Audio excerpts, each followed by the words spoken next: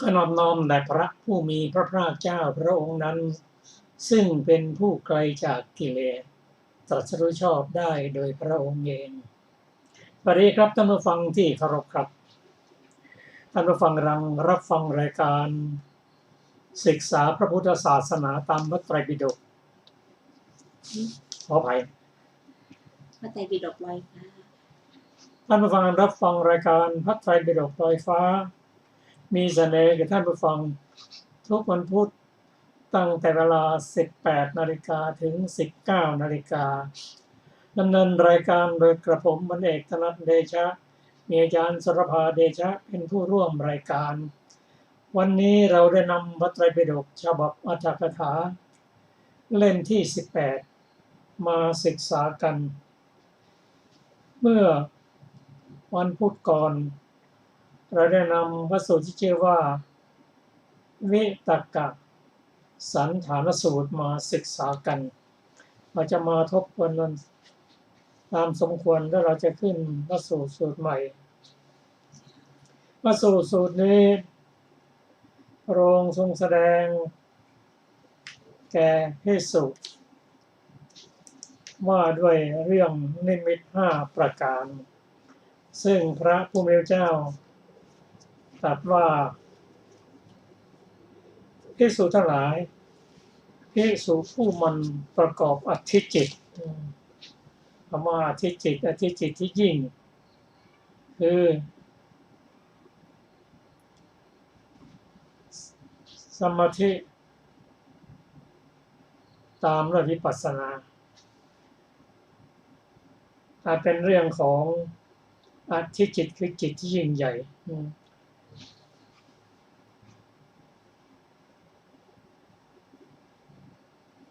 พระองค์ตรัสว่าจิตที่ปฏิบัติกุศลสุจริตเสร็จคือกายกรรม3วจี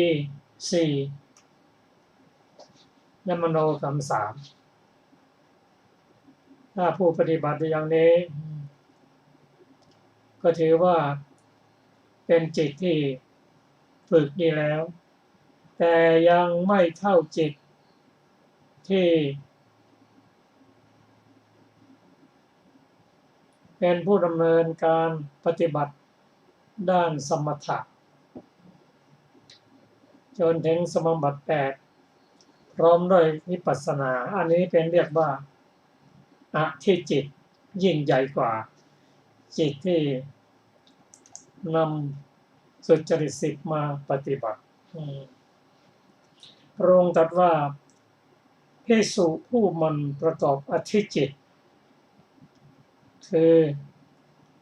ด้านสมถะและมีวิปัสสนาเป็นฐาน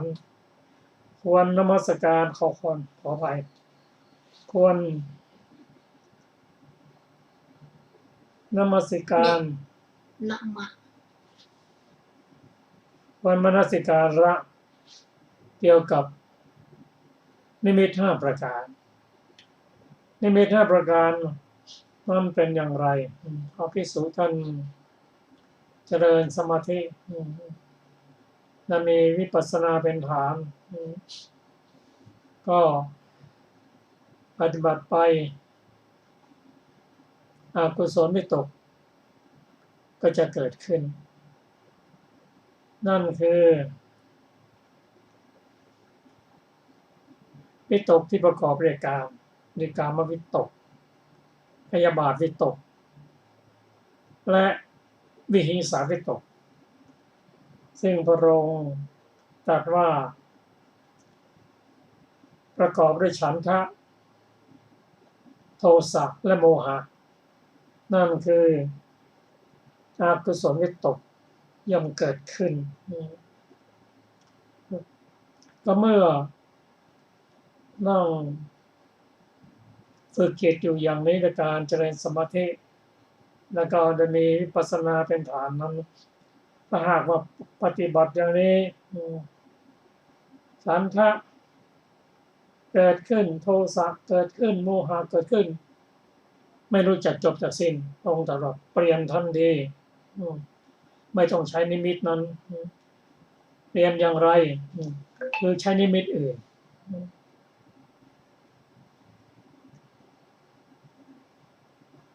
ถ้า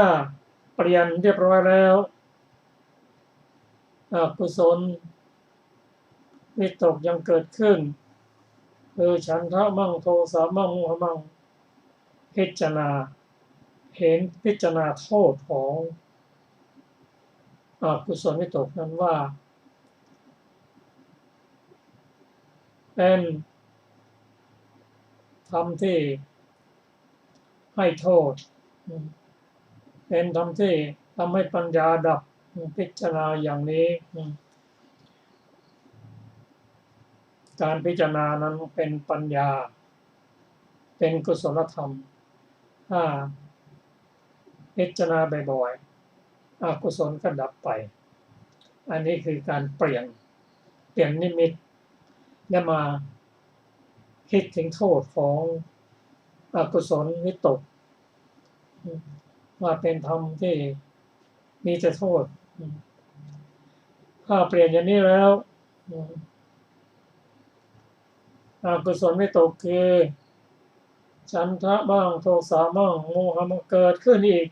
ก็ใช้วิธีใหม่นั่นก็คือไม่สนใจมันจะเกิดก็เกิดไม่สนใจไม่ใฝ่ถึงมันถ้าไม่สนใจพระองค์ตรัสมันก็ดับไปเองอันนี้คือนิมิตข้อที่3ข้อที่4นั้นถ้าปฏิบัติข้อที่3แล้วฉันทะโทสะโมหะเกิดขึ้นอีกก็เปลี่ยนสันฐานคือที่ตั้งของอารมณ์นั้นในที่สุดก็ฉันทะ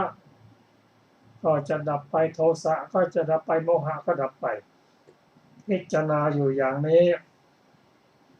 เป็นข้อที่4ถ้ามาปฏิบัติข้อที่4แล้วอกุศลวิตกยังเกิดขึ้นอยู่เรื่อยๆต้องตรัสว่าให้ใช้ฟันกัดฟันใช้ลิ้นดุลเพดานทำอย่างนี้เป็นการบังคับเป็นการบีบไม่ให้อกุศลวิตกเกิดขึ้นทำอย่างนี้แล้วก็จะทำให้ฉันทะโทสะโมหะนั้นเบาบางลงภิกษุปฏิบัติอย่างนี้หมุนอยู่อย่างนี้จนเกิดความชำนาญเมื่อเกิดความชำนาญแล้วฉันทะโทสะโมหะก็จะเบาลงพิจารณาด้วยปัญญาแล้วก็โมหะแล้วก็ลดลงซึ่งพระพุทธเจ้าตรัสว่าถ้าภิกษุปฏิบัติดูอย่างนี้แล้วจะเกิดความชำนาญขึ้น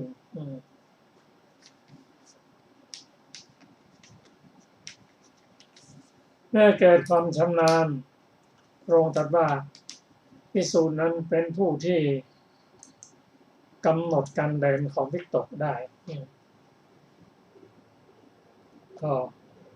สมถะมีวิปัสสนาเป็นฐานก็สามารถที่จะลดกุศลลงได้ซึ่งพระพุทธเจ้าตรัสว่าบาปอกุศลที่ประกอบด้วยฉันทะบ้างโทสะบ้างโมหะบ้างซึ่งเธอละเสียได้โดยการพิจารณามนสิการนิมิตทั้ง5ซึ่งผมเรียนให้ทราบว่านิมิตทั้ง5นั้นก็คือเปลี่ยนนิมิต2พิจารณาเห็นโทษของนิมิต3ไม่สนใจข้อ4นั่นก็เปลี่ยนสันฐานข้อที่5นั่นก็กัดฟันด้วยฟันดุลเพดานด้วยลิ้นเป็นต้นพระพุทธเจ้าตรัสว่าภิกษุผู้ ผู้ปฏิบัติอย่างนี้พระองค์ตรัสว่าเป็นผู้ชำนาญ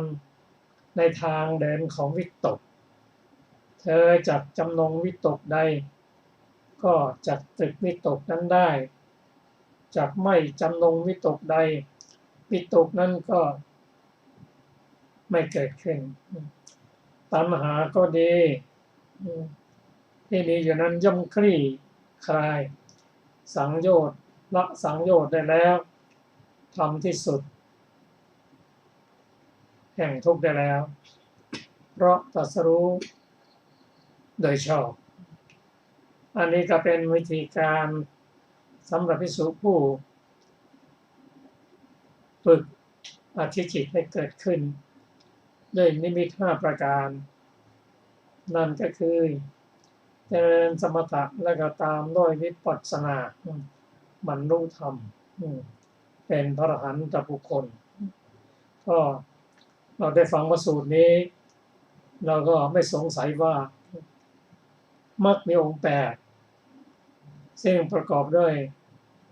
สัมมาทิฏฐินั่นคือปัญญินทรีย์สัมมา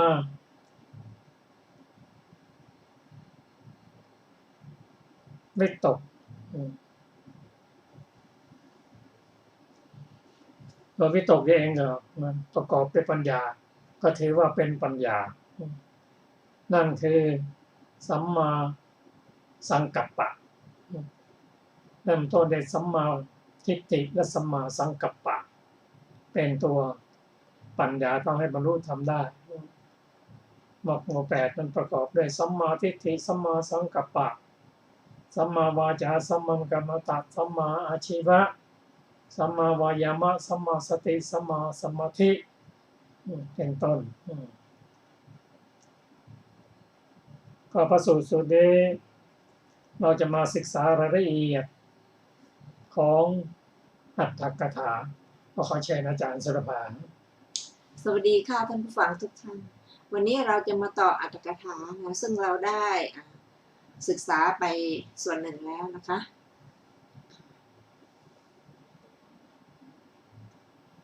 เราจะมาถึงหัวข้อว่าเป็นตัวอย่าง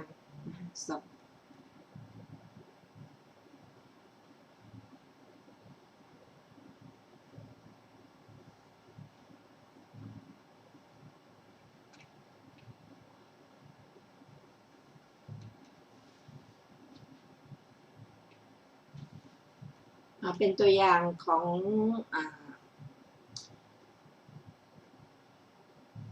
คำกล่าวที่ว่าเธอทำลายอกุศลวิตกยังไม่ได้ก็ไม่มีโอกาสมนสิการกรรมฐานได้แม้บัณฑิตในการก่อนจะทำนวกรรมก็ต้องทำลายอกุศลจิตก่อนในข้อนี้นั้นมีเรื่องเป็นอุทาหรณ์ดังต่อไปนี้คือเรื่องติดสามเณรนะคะได้ยินว่าพระอุปัชฌาย์ของสามเณรอาศัยอยู่ในมหาวิหารชื่อว่าติดสะสามเณรกล่าวกับพระท่านอุปัชฌาย์ว่าท่านขอรับกระผมกระวนกระวายคืออยากลาสิกขาบทครั้งนั้นพระเถระได้กล่าวกับสามเณรว่าในวิหารนี้หาน้ำอาบได้ยากเธอจงพาเราไปที่จิตรลดาบรรพตสามเณรได้กระทำเหมือนอย่างนั้นพระเถระกล่าวกับสามเณรในที่นั้นว่าวิหารนี้เป็นของเฉพาะสงฆ์เธอจงทำหรือสร้างที่อยู่ใหม่ให้เป็นที่อาศัยอยู่เฉพาะบุคคลคนหนึ่งสามเณรรับคำว่าดีแล้วขอรับแล้วสามเณรก็เริ่มสิ่งทั้ง3พร้อมๆกันคือการเรียนคัมภีร์สังยุตตนิกายตั้งแต่ต้นการชำระพื้นที่ที่เงื้อมเขาและการบริกรรมเตโชกสินและได้ยังกรรมฐานนั้นให้ถึงอัปปนาอย่างการเรียนสังยุตตนิกายให้จบลงแล้วเริ่มนวกรรมในถ้ำเธอได้ทำกิจนวกรรมทั้งปวงสำเร็จแล้วจึงได้แจ้งให้พระอุปัชฌาย์ทราบพระอุปัชฌาย์กล่าวว่าสามเณรที่อยู่เฉพาะบุคคลหนึ่งเธอทำสำเร็จในวันนี้ได้โดยลำบากเธอนั่นแหละจงอยู่ดังนี้ สามเณรนั้นเมื่ออยู่ในถ้ำตลอดราตรีได้อุตุสัปปายะจึงยังวิปัสสนาให้เจริญแล้วบรรลุพระอรหันต์ปรินิพพานแล้วในถ้ำนั้นนั่นแหละ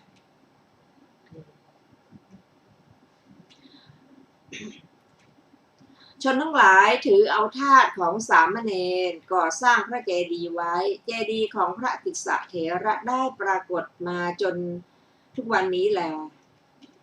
บัพพะหรือข้อที่ควรกำหนดนี้ชื่อว่าอสติบัพพะแปลว่าข้อกำหนดว่าด้วยการระลึกไม่ได้หัวข้อว่าด้วยข้อทำลายมูลรากพระผู้มีพระภาคเจ้าเมื่อจะแสดงการทำลายมูลรากของอกุศลวิตกว่าเมื่อภิกษุตั้งอยู่ในข้อนี้คืออสติบัพพะแล้วยังไม่อาจข่มอกุศลวิตกได้ก็ต้องตั้งอยู่ในข้อที่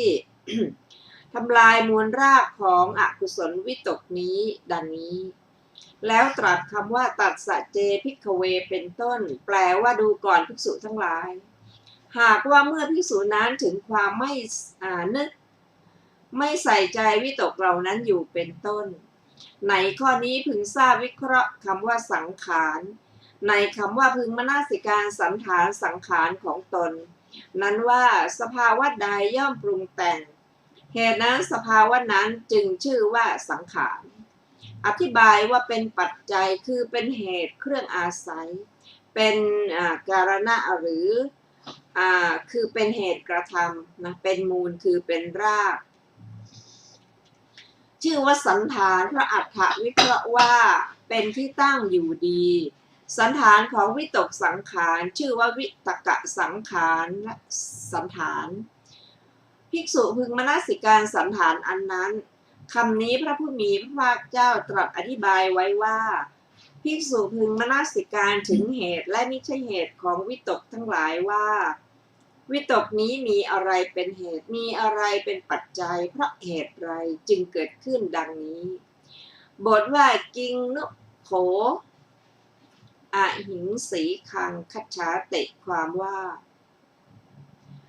บุรุษผู้เดินเร็วนั้นย่อมคิดว่าประโยชน์อะไรด้วยการเดินเร็วของเรานี้เราจะค่อยๆไปดังนี้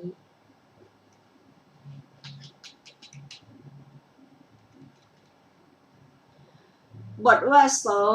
สนะกังคัจฉายะคือว่าครั้นเขาคิดอย่างนั้นแล้วจึงค่อยๆเดินในคำทั้งปวงก็นัยนี้แหละบัณฑิตพึงทราบความในข้อนั้นว่าเวลาเกิดขึ้นแห่งวิตกของภิกษุนี้เปรียบเหมือนการเดินเร็วของบุรุษเวลากำหนดการเที่ยวไปแห่งวิตกของภิกษุนี้เปรียบเหมือนการค่อยๆเดินไปในที่นั้นการที่ภิกษุนี้กำหนดการเที่ยวไปของวิตกได้แล้วนำวิตกมาสู่มูลกรรมฐานเปรียบเหมือนการตรึกของบุรุษนั้นการที่ภิกษุนี้ยังวิปัสสนาให้เจริญแล้วบรรลุพระอรหันต์เปรียบเหมือนการที่บุรุษนั้นนั่งลงแล้วการในที่นี้คือเวลานะคะการที่ภิกษุนี้ให้เวลาผ่านไปตลอดวันด้วยพระสมาบัติซึ่งมีพระนิพพานเป็นอารมณ์เปรียบเหมือนการที่บุรุษนั้นนอนแล้วในข้อว่าวิตกเหล่านี้มีอะไรเป็นเหตุมีอะไรเป็นปัจจัยความว่าการเที่ยวไปของวิตกย่อมเป็นของเบาบางแล้วแก่ผู้ถึงเหตุและมิใช่เหตุของวิตกทั้งหลายเมื่อวิตกนั้นเป็นของเบาบางถึงที่สุดแล้วก็ย่อมดับไปโดยประการทั้งปวง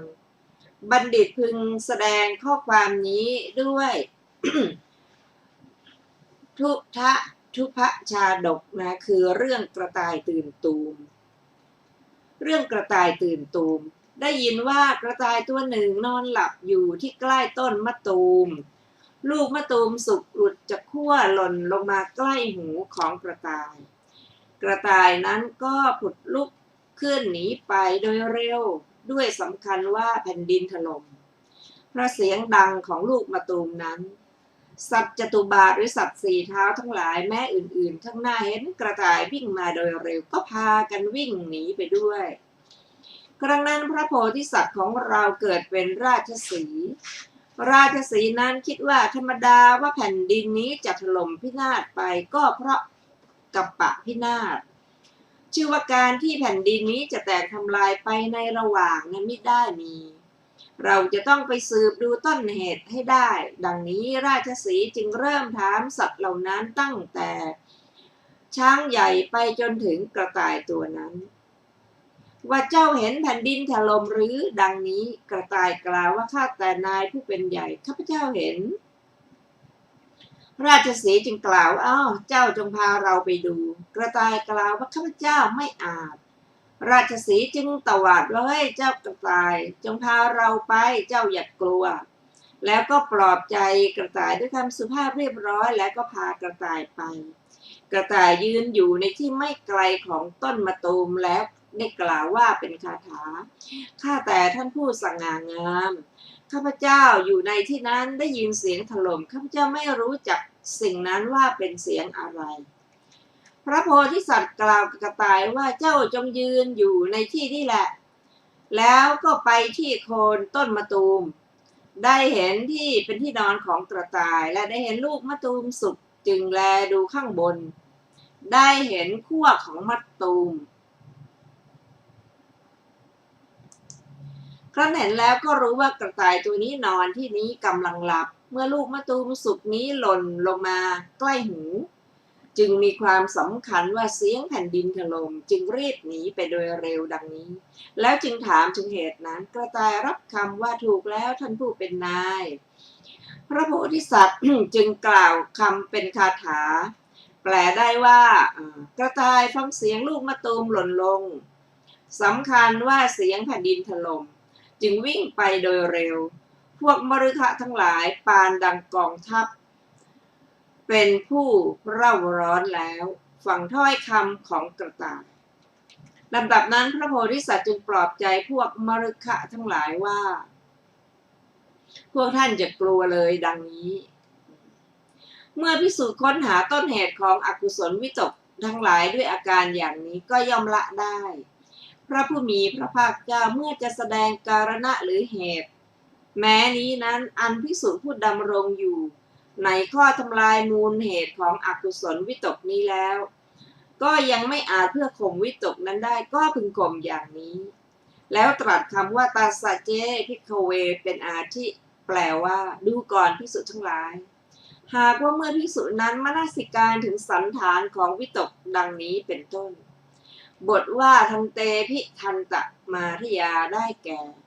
พึงกดฟันบนลงที่ฟันข้างล่างบทว่าเจตสาจิตตังได้แก่พึงป้องกันอกุศลจิต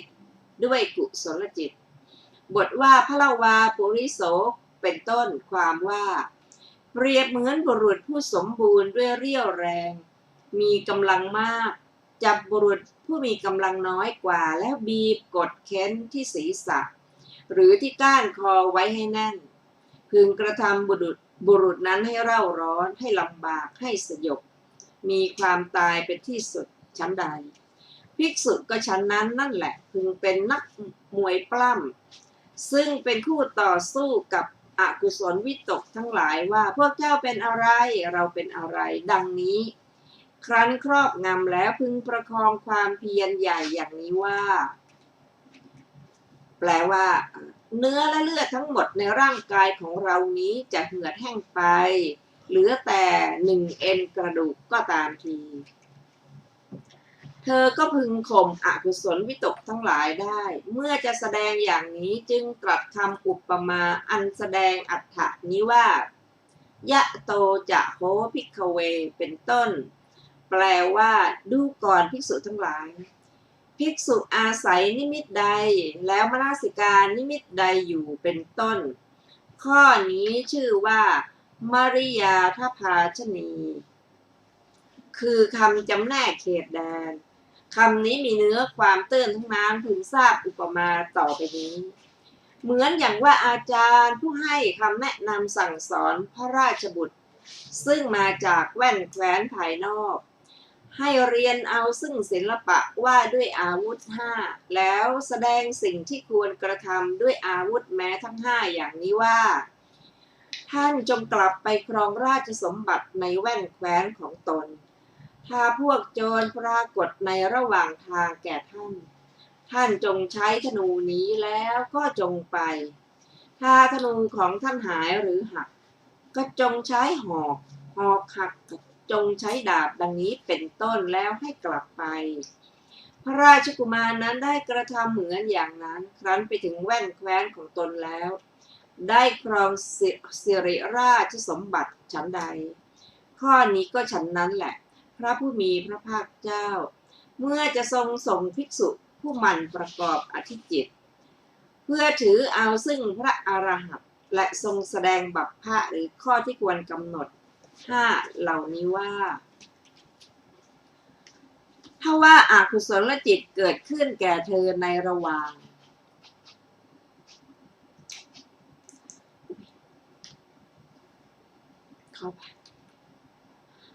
ถ้าอกุศลจิตเกิดขึ้นแก่เธอในระหว่างก็ควรตั้งอยู่ในข้อว่าด้วยนิมิตอื่นเรียกว่าอัญญนิมิตบัพพะครั้นเธอข่มอกุศลวิตกทั้งหลายได้แล้วก็จักยังวิปัสสนาให้เจริญแล้วจักบรรลุพระอรหันต์เมื่อไม่อาจในข้อนั้นคือในอัญญนิมิตบัพพะก็จะตั้งอยู่ในข้อว่าด้วยอาทีนภะเมื่อไม่อาจในข้อนั้นก็จะตั้งอยู่ในข้อด้วยอสติบัพพะเมื่อไม่อาจในข้อนี้ก็ควรตั้งอยู่ในข้อว่าด้วยการทำลายมูลเหตุของอกุศลวิตกเมื่อไม่อาจแม้ในข้อนี้ก็จะตั้งอยู่ในชื่อว่าด้วยการข่มครั้นข่มวิตกทั้งหลาย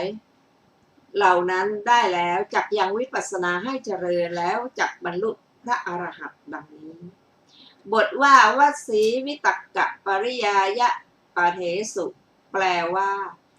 ผู้ชำนาญในทางเดินของวิตกได้แก่ผู้ชำนาญตามที่ตนสั่งสมไว้แล้วคือเป็นผู้ชำนาญคล่องแคล่วในทางเป็นไปของการตรึก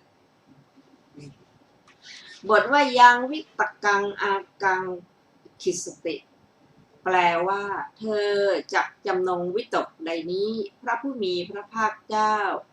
ตรัสเพื่อแสดงถึงลักษณะของความเป็นผู้ชำนาญ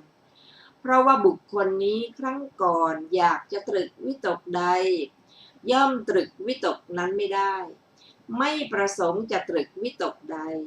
ย่อมตรึกวิตกนั้นได้แต่บัดนี้เพราะเป็นผู้ชำนาญแล้วเธอเป็นผู้ใคร่เพื่อจะตรึกถึงวิตกใด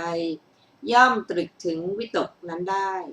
ไม่ต้องการตรึกวิตกใดก็ไม่ต้องตรึกวิตกนั้นเพราะเหตุนั้นพระผู้มีพระภาคเจ้าจึงตรัสว่าเธอจักจำนงวิตกใดก็จักตรึกวิตกนั้นได้จักไม่จำนงวิตกใดก็จักไม่ตรึกวิตกนั้นได้ดังนี้บทว่าอัจเฉชิตัณหังแปลว่าตัดตัณหาได้แล้วเป็นต้นดังนี้ได้กล่าวไว้ในสัพพาสวสูตรแล้วแลจบอรรถกถาของวิตกสันฐานสูตรที่10ต่อไปจะเริ่มต้นพระสูตรใหม่นะคะพระสูตรนี้ชื่อว่ากะจูปมะสูตร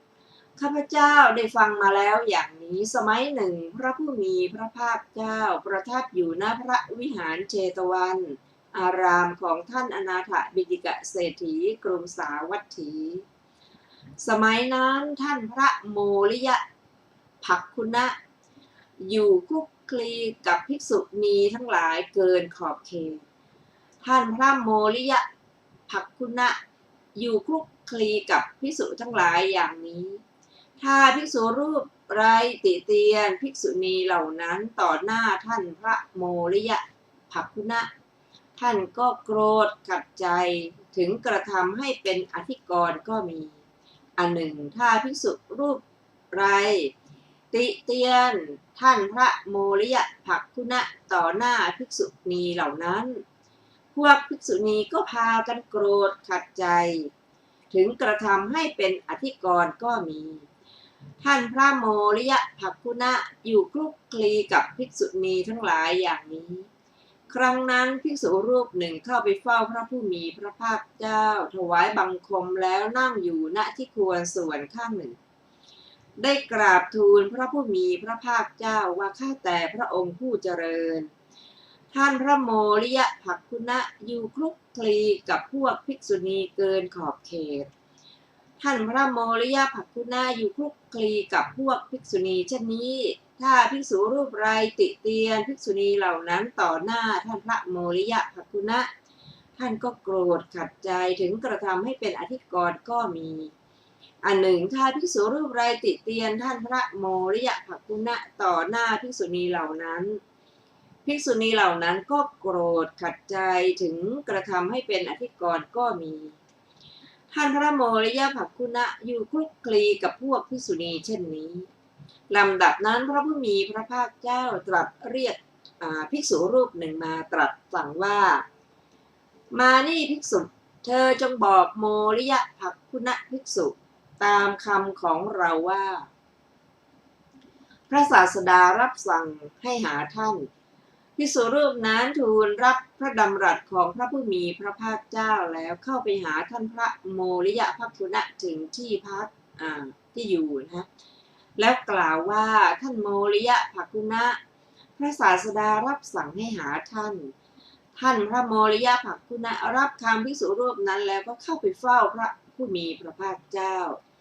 ถวายบังคมแล้วนั่งที่ควรส่วนข้างหนึ่งพระผู้มีพระภาคเจ้าได้ตรัสถามท่านพระโมริยภักขุณะว่าดูก่อนภักขุณะได้ทราบว่าเธออยู่คลุกคลีกับพวกภิกษุณีจนเกินขอบเขตดูก่อนภักขุณะเธออยู่คลุกคลีกับพวกภิกษุณีเช่นนั้นถ้าภิกษุใดติเตียนภิกษุณีเหล่านั้นต่อหน้าเธอก็โกรธขัดใจถึงกระทำให้เป็นอธิกรณ์ก็มีอันหนึ่งถ้าภิกษุรูปใดติเตียนเธอต่อหน้าภิกษุณีทั้งหลายภิกษุณีเหล่านั้นก็โกรธขัดใจถึงกระทำให้เป็นอธิกรณ์ก็มีภักขุณะเธออยู่คลุกคลีกับภิกษุณีทั้งหลายเช่นนี้จริงหรือพระโมริยภักขุณะทูลรับว่าจริงพระเจ้าข้าจึงตรัสถามต่อไปว่าภักขุณะเธอเป็นกุลบุตรออกจากเรือนไม่มีเรือนบวชด้วยศรัทธามิใช่หรือโมริยะตอบว่าอย่างนั้นพระเจ้าข้าพระผู้มีพระภาคเจ้าภักขุณะการที่เธออยู่คลุกคลีกับพวกภิกษุณีจนเกินขอบเขตไม่สมควรแก่เธอผู้เป็นกุลบุตรออกจากเรือนไม่มีเรือนบวชด้วยศรัทธาเลยภักขุณะเพราะฉะนั้นถ้าแม้ภิกษุรูปใดติเตียนภิกษุณีเหล่านั้นต่อหน้าเธอแม้ในข้อนั้นเธอพึงละความพอใจและวิตกอันอาศัยเรือนเสียแม้ในข้อนั้นเธอพึงศึกษาอย่างนี้ว่าจิตของเราจักไม่แปรปรวนและเราจักไม่เปล่งวาจาที่ชั่วจักอนุเคราะห์ด้วยประโยชน์อยู่และจักเป็นผู้มีเมตตาจิตไม่มีโทสะภายในเธอพึงศึกษาอย่างนี้แลภักขุณะเพราะฉะนั้นถ้าใครๆประหารภิกษุณีเหล่านั้นด้วยฝ่ามือด้วยก้อนดินด้วยท่อนไม้ด้วยศาตราต่อหน้าเธอแม้ในข้อนั้นเธอพึงละความพอใจและวิตกอันอาศัยเรือนเสียแม้ในข้อนั้นเธอพึงศึกษาอย่างนี้ว่าจิตของเราจักไม่แปรปรวนและเราจักไม่เปล่งวาจาที่ชั่ว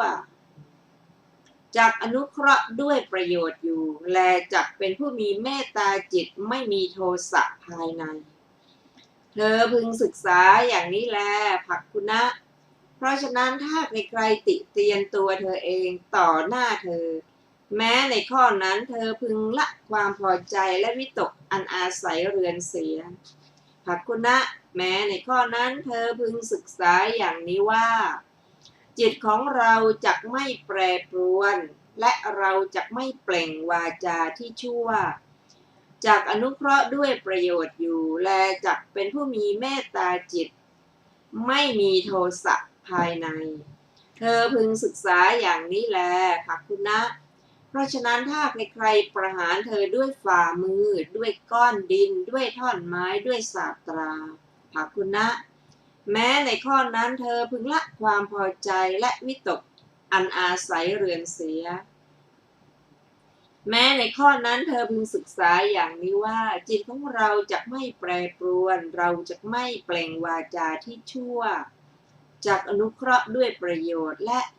จักเป็นผู้มีเมตตาจิตไม่มีโทสะภายในภาคุณะเธอพึงศึกษาอย่างนี้ดังนี้แลครั้งนั้นแลพระผู้มีพระภาคเจ้าตรัสเรียกภิกษุทั้งหลายมาตรัสว่าภิกษุทั้งหลายสมัยหนึ่งพวกภิกษุได้ทำจิตของเราให้ยินดีเป็นอันมากเราขอเตือนภิกษุทั้งหลายไว้ในที่นี้ว่าภิกษุทั้งหลายเราฉันอาหารหนเดียวเมื่อเราฉันอาหารหนเดียวอยู่แลรู้สึกว่ามีอาพาธน้อยลำบากกายน้อยเบากายมีกำลังและอยู่อย่างผาสุกภิกษุทั้งหลายถึงพวกเธอก็จงฉันอาหารหนเดียวเถิดแม้พวกเธอฉันอาหารหนเดียวก็จะรู้สึกว่ามีอาพาธน้อยลำบากกายน้อยเบากายมีกำลังและอยู่อย่างผาสุกภิกษุทั้งหลายเราไม่ต้องพร่ำสอนภิกษุเหล่านั้นมีกิจแต่จะทำสติให้เกิดในภิกษุเหล่านั้นเท่านั้นภิกษุทั้งหลายเปรียบเหมือนรถที่เทียมด้วยม้าอาชาไนม้าที่ได้รับการฝึกมาดีแล้วก็เดินไปตามพื้นที่เรียบหรือเดินไปตามหนทางใหญ่สี่แพร่ง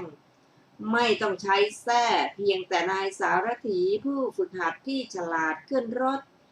แล้วจับสายบังเหียนด้วยมือซ้ายจับแส้ด้วยมือขวาและก็เตือนให้ม้าวิ่งตรงไปบ้างทั้งเลี้ยวกลับไปตามความปรารถนาบ้างชั้นใดภิกษุทั้งหลายเราไม่ต้องพร่ำสอนภิกษุทั้งหลายเนืองๆฉันนั้นเหมือนกันมีแต่กิจที่จะการทำสติให้เกิดในภิกษุเหล่านั้นเท่านั้นภิกษุทั้งหลายเพราะฉะนั้นแม้พวกเธอก็จงละอกุศลธรรมเสียจงทำความภาคเพียรแต่ในกุศลธรรมทั้งหลายเมื่อเป็นเช่นนี้แม้พวกเธอก็จะถึงความเจริญงอกงามไพบูลย์ในพระธรรมวินัยนี้ภิกษุทั้งหลายเปรียบเหมือนป่าไม้สาละป่าใหญ่ใกล้บ้านหรือนิคมและป่านั้นปกคลุมไปด้วยเหล่าต้นละหุ่งชายไรๆพึงหวังดีหวังประโยชน์และหวังความปลอดภัยของต้นสาละนั้นเขาจึงตัดต้นรังเล็กๆที่คดที่ต้นละหุ่งคอยแย่งโอชาออกนำไปทิ้งเสียภายนอกแผ้วถังภายในป่าให้สะอาดเรียบร้อยแล้วคอยบำรุงรักษาต้นรังเล็กๆที่ต้นตรงขึ้นแรงดีไว้ได้โดยชอบภิกษุทั้งหลายด้วยการกระทำดังที่กล่าวนี้สมัยนั้นป่าไม้รังนั้นก็เจริญงอกงามไพบูลย์ขึ้นโดยลำดับชั้นใดภิกษุทั้งหลายแม้พวกเธอก็จงละอกุศลธรรมเสียจงทำความภาคเพียรอยู่แต่ในกุศลธรรมทั้งหลายฉะนั้นเถิดเมื่อเป็นเช่นนี้แม้พวกเธอก็จักเจริญงอกงามไพบูลย์ในพระธรรมวินัยนี้ถ่ายเดียวดูก่อนภิกษุทั้งหลายเรื่องเคยมีมาแล้วที่กรุงสาวัตถีนี่แหละมีแม่บ้านคนหนึ่งชื่อว่าเวเทหิกาเกียรติศัพท์อันงามของแม่บ้านเวเทหิกาขจรไปแล้วอย่างนี้ว่าแม่บ้านเวเทหิกาเป็นคนเสงี่ยมเจียมตนเยือกเย็นภิกษุทั้งหลายก็แม่บ้านเวเทหิกามีทาสีชื่อกาลีเป็นคนขยันไม่เกียจคร้านจัดการงานดีต่อมานางกาลีได้คิดอย่างนี้ว่าเกียรติศัพท์อันงามของนายหญิงเราของเราขจรไปแล้วอย่างนี้ว่าแม่บ้านเวเทหิกาเป็นคนเสงี่ยมเจียมตนเยือกเย็นดังนี้นายหญิงของเราไม่ทำความโกรธที่มีอยู่ภายในให้ปรากฏหรือไม่มีความโกรธอยู่เลยหรือว่านายหญิงของเราไม่ทำความโกรธที่มีอยู่ในภายในให้ปรากฏก็เพราะเราจัดการงานทั้งหลายเรียบร้อยดีไม่ใช่ไม่มีความโกรธ นะอยากกระนั้นเลยจำเราจะต้องทดลองนายหญิงดูวันรุ่งขึ้นนางกาลีทาสีก็แซงลุกขึ้นสายภิกษุทั้งหลายฝ่ายแม่บ้านเวเทหิกาก็ได้ตวาดนางกาลีทาสีขึ้นว่าเฮ้ยอีกคนใช้กาลีนางกาลีจึงขานรับว่าอะไรเจ้าข้านางก็ว่าเฮ้ยทำไมเองจึงลุกขึ้นสายนางกาลีก็ตอบว่าไม่เป็นอะไรดอกเจ้าข้าแม่นายนางจึงกล่าวอีกว่าอีคนชั่วร้ายก็เมื่อไม่เป็นอะไรทำไมเองจึงลุกขึ้นจนสายดังนี้แล้วโกรธขัดใจก็หน้านิ้วคิ้วขมวดภิกษุทั้งหลายที่นั้นนางกาลีทาสีจึงคิดว่านายหญิงของเราไม่ทำความโกรธที่มีอยู่ในภายในให้ปรากฏเท่านั้นไม่ใช่ไม่มีความโกรธที่ไม่ทำความโกรธที่มีอยู่ในภายในให้ปรากฏก็เพราะเราจัดการงานทั้งหลายเรียบร้อยดีไม่ใช่ไม่มีความโกรธอย่ากระนั้นเลยเราจะต้องทดลองนายหญิงยิ่งขึ้นไปภิกษุทั้งหลายถัดจากวันนั้นมานางกาลีทาสีจึงลุกขึ้นสายกว่านั้นอีกครั้งนั้นแม่บ้านเวเทหิกาก็ตวาดนางทาสีอีกว่าเฮ้ยอีกาลีนางกาลีก็ว่าอะไรเจ้าขาแม่นายนางเวเทหิกาก็ว่าทำไมเองจึงตื่นสายนางกาลีไม่เป็นอะไรดอกเจ้าค่ะนางจึงกล่าวอีกว่าเฮ้ยอีตัวร้ายก็เมื่อไม่เป็นอะไรทำไมเองจึงนอนตื่นสายเล่าดังนี้แล้วโกรธขัดใจก็แผ่เสียงวาจาที่ขัดใจภิกษุทั้งหลายทีนั้นนางกาลิทาสีจึงคิดว่านายหญิงของเรา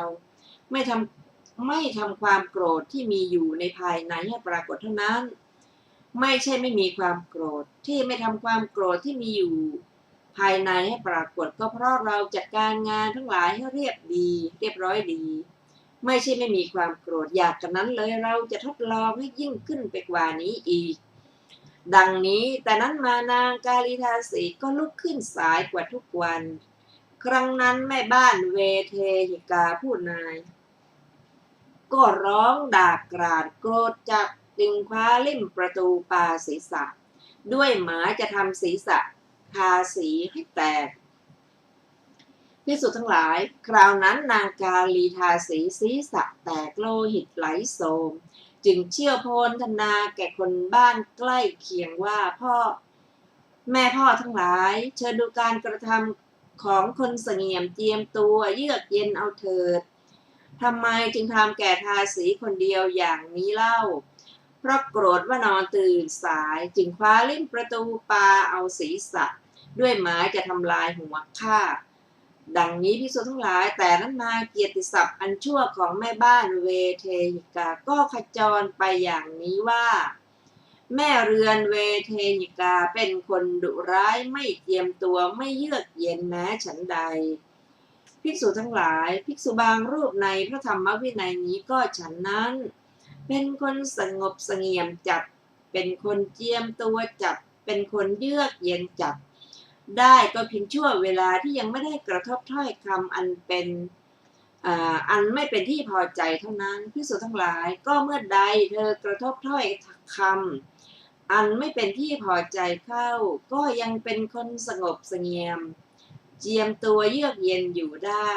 ภิกษุทั้งหลายเมื่อนั้นแหละควรทราบว่าเธอเป็นคนสงบเสงี่ยมเป็นคนเจียมตัวเป็นคนเยือกเย็นจริงภิกษุทั้งหลายเราไม่เรียกภิกษุรูปที่เป็นคนว่างง่ายถึงความเป็นคนว่างง่ายเพราะเหตุได้จีวรบิณฑบาตเสนาสนะและขิลานปัจจัยเภสัชบริขารว่าเป็นคนว่างง่ายเลยข้อนั้นเพราะเหตุไรเพราะภิกษุรูปนั้นเมื่อไม่ได้จีวรบิณฑบาตเสนาสนะและขิลานปัจจัยเภสัชบริขารนั้นก็จะไม่เป็นคนว่างง่ายจะไม่ถึงความเป็นคนว่างง่ายได้ภิกษุทั้งหลายอันหนึ่งภิกษุรูปใดแลมาสักการะเคารพนอบน้อมพระธรรมอยู่เป็นคนว่างง่ายถึงความเป็นคนว่างง่ายเราเรียกภิกษุรูปนั้นว่าเป็นคนว่างง่ายดังนี้เพราะฉะนั้นแหละภิกษุทั้งหลาย พวกเธอพึงศึกษาอย่างนี้ว่าเราจักเป็นผู้สักการะเคารพนอบน้อมพระธรรมจักเป็นผู้ว่าง่ายจักถึงความเป็นคนว่าง่ายดังนี้ดูก่อนภิกษุทั้งหลายทางแห่งถ้อยคำที่บุคคลอื่นจะพึงกล่าวกับท่านมีอยู่5ประการคือกล่าวโดยการอันสมควรหรือไม่สมควรหนึ่งกล่าวด้วยเรื่องจริงหรือไม่จริงหนึ่งกล่าวด้วยถ้อยคำอ่อนหวานหรือคำหยาบหนึ่งกล่าวด้วยคำประกอบด้วยประโยชน์หรือไม่ประกอบด้วยประโยชน์หนึ่งมีจิตเมตตาหรือมีโทสะในภายในกล่าวหนึ่งภิกษุทั้งหลายเมื่อบุคคลอื่นจะกล่าวโดยการอันสมควรหรือไม่สมควรก็ตาม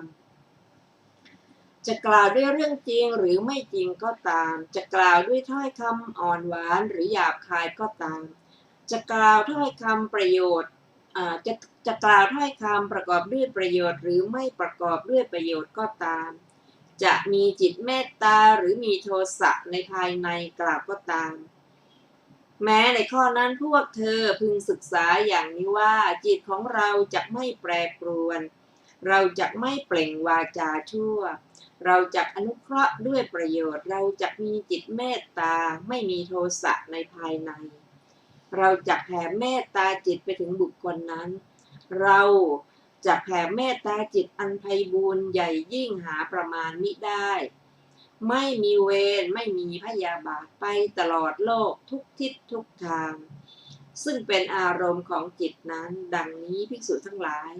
เธอทั้งหลายพึงศึกษาด้วยอาการดังที่กล่าวมานี้แลดูก่อนภิกษุทั้งหลายเปรียบเหมือนบุรุษถือเอาจอบและตะกร้ามาแล้วกล่าวอย่างนี้ว่าเราจะกระทำแผ่นดินอันใหญ่นี้ไม่ให้เป็นแผ่นดินดังนี้เขาขุดลงตรงที่นั้นๆโกยขี้ดินทิ้งในที่นั้นๆบ้วนน้ำลายลงที่นั้นๆแล้วสำทับว่าเอ็งอย่าเป็นแผ่นดินเอ็งอย่าเป็นแผ่นดินดังนี้ภิกษุทั้งหลายพวกเธอจะสำคัญความข้อนั้นเป็นไฉนบุรุษนั้นจะทำแผ่นดินอันใหญ่นี้ไม่ให้เป็นแผ่นดินได้หรือไม่ภิกษุเหล่านั้นกราบทูลว่าไม่ได้พระเจ้าข้าข้อนั้นเพราะเหตุไรเพราะเหตุว่าแผ่นดินอันใหญ่นี้ลึกหาประมาณมิได้เขาจะทำแผ่นดินอันใหญ่นี้ไม่ให้เป็นแผ่นดินไม่ได้ง่ายเลยก็แลบุรุษนั้นจะต้องเหน็ดเหนื่อยลำบากเสียเปล่าเป็นแน่แท้ดังนี้แม้ฉันใดดูก่อนภิกษุทั้งหลายทางแห่งถ้อยคำที่บุคคลอื่นจะพึงกล่าวกับท่านมีอยู่5ประการคือกล่าวโดยการอันไม่สมควรหรือไม่สมควรหนึ่งกล่าวด้วยเรื่องจริงหรือไม่จริงหนึ่งกล่าวด้วยถ้อยคำอ่อนหวานหรือคำหยาบคายหนึ่งกล่าวด้วยคำประกอบด้วยประโยชน์หรือไม่ประกอบด้วยประโยชน์หนึ่งมีจิตเมตตาหรือมีโทสะในภายในกล่าวหนึ่งก็ฉะนั้นเหมือนกันเมื่อบุคคลอื่นจะกล่าวโดยการอันสมควรหรือไม่สมควรก็ตามจะกล่าวด้วยเรื่องจริงหรือไม่จริงก็ตามจะกล่าวด้วยถ้อยคำอ่อนหวานหรือหยาบคายก็ตามจะกล่าวถ้อยคำประโยชน์ประกอบด้วยประโยชน์หรือไม่ประกอบด้วยประโยชน์ก็ตามจะมีจิตเมตตาหรือโทสะในภายในกล่าวก็ตามแม้ในข้อนั้นพวกเธอพึงศึกษาอย่างนี้ว่าจิตของเราจะไม่แปรปรวนเราจะไม่เปล่งวาจาที่ชั่วเราจะอนุเคราะห์ด้วยประโยชน์เราจะมีจิตเมตตาไม่มีโทสะภายในเราจะแผ่เมตตาจิตไปถึงบุคคลนั้นและเราจะแผ่เมตตาจิตอันเสมอด้วยแผ่นดินไพบูลย์ใหญ่ยิ่งหาประมาณมิได้ไม่มีเวรไม่มีพยาบาทไปตลอดโลกทุกทิศทุกทางซึ่งเป็นอารมณ์ของจิตนั้นดังนี้ภิกษุทั้งหลาย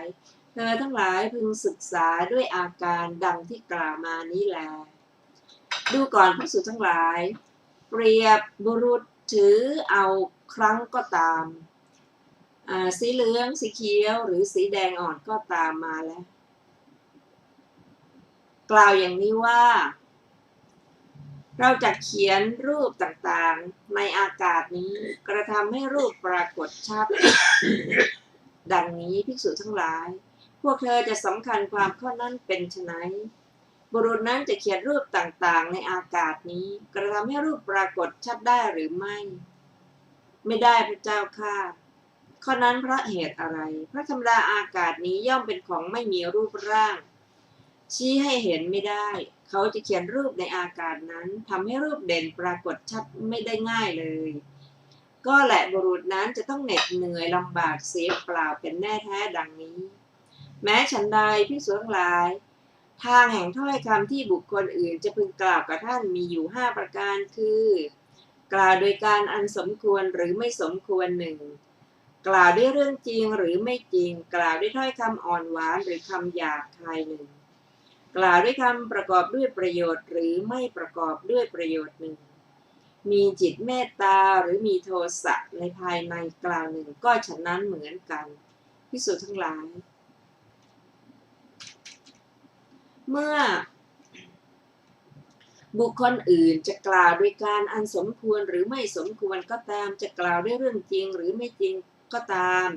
จะกล่าวด้วยถ้อยคำอ่อนหวานหรือหยาบคายก็ตามจะกล่าวด้วยถ้อยคำประกอบด้วยประโยชน์หรือไม่ประกอบด้วยประโยชน์ก็ตามจะมีจิตเมตตาหรือมีโทสะในภายในกล่าวก็ตามแม้ในข้อนั้นพวกเธอพึงศึกษาอย่างนี้ว่าจิตของเราจะไม่แปรปรวนเราจะไม่เปล่งวาจาชั่วเราจะอนุเคราะห์ด้วยประโยชน์เราจะมีจิตเมตตาไม่มีโทสะในภายในเราจะแผ่เมตตาจิตไปถึงบุคคลนั้นและเราจะแผ่เมตตาจิตอันไพบูลย์ใหญ่ยิ่งหาประมาณไม่ได้ไม่มีเวรไม่มีพยาบาทไปตลอดโลกทุกทิศทุกทางซึ่งเป็นอารมณ์ของจิตนั้นดังนี้ภิกษุทั้งหลายเธอทั้งหลายพึงศึกษาด้วยอาการดังกล่าวมานี่แหละท่านผู้ฟังที่เคารพค่ะด้วยว่าเวลาของรายการศึกษาพระไตรปิฎกลอยฟ้าวันนี้ก็ได้หมดเวลาลงแล้วนะเราจะได้มาศึกษาต่ออีกนะในวันพุธหน้าเวลาเดียวกันนี้นะวันนี้ก็ขอขอบคุณท่านผู้ฟังทุกท่านที่ได้ศึกษาและติดตามนะคะขอมีความเจริญในธรรมยิ่งขึ้นและขอสวัสดีปีใหม่แด่ท่านผู้ฟังทุกท่านด้วยค่ะวันนี้เราขอลาไปก่อนนะคะได้พบกันใหม่สวัสดีค่ะสวัสดีปีใหม่ครับ